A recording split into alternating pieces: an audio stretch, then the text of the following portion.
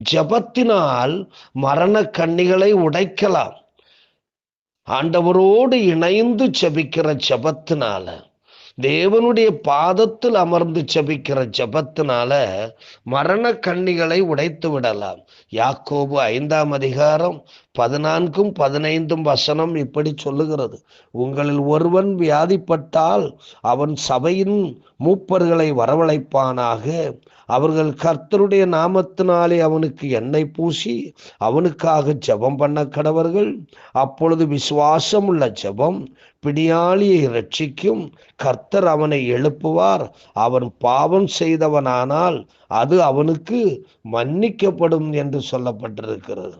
ஆக ஜெபத்தினாலே பலவிதமான வியாதிகளை இயேசு கிறிஸ்து செத்துப்போன லாசருவை கூட பரலோகத்தை நோக்கி அவர் ஜெபித்த ஜெபத்தின் மூலமாக அவர் உயிரோடு எழுப்புகிறதை பார்க்கிறோம்.